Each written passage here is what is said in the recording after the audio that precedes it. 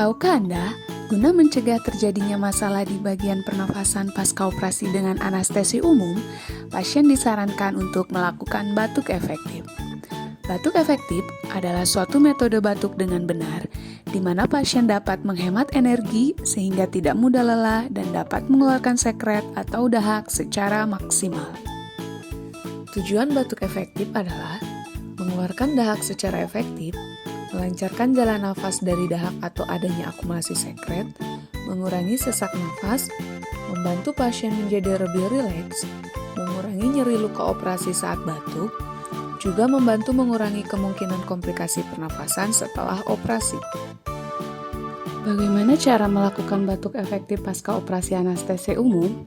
Yuk kita simak sama-sama. Atur posisi nyaman pasien. Letakkan kedua telapak tangan di perbatasan tulang rusuk untuk menilai kedalaman pernafasan. Tarik nafas dalam perlahan melalui hidung dan keluarkan nafas lewat mulut seolah-olah bersiul. Lakukan sebanyak 3 kali.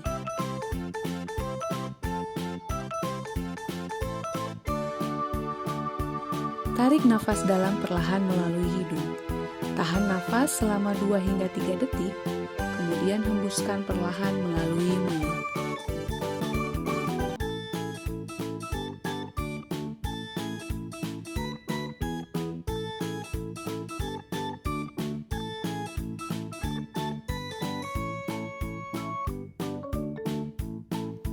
Apabila memiliki luka sayatan pasca operasi, dapat memberikan dukungan dengan meletakkan telapak tangan di kedua sisi luka sayatan selama batuk. Tarik nafas dalam-dalam, tahan napas beberapa detik, lalu batukan 1 hingga 2 kali. Lakukan 3-5 kali per jam setelah pasien sadar. Berikut posisi-posisi yang dianjurkan ketika melakukan batuk efektif. Posisi berbaring, posisi setengah duduk, posisi duduk, posisi kedua tangan, dan posisi penekanan luka operasi. Terima kasih telah menyaksikan video edukasi batuk efektif. Semoga lekas sembuh.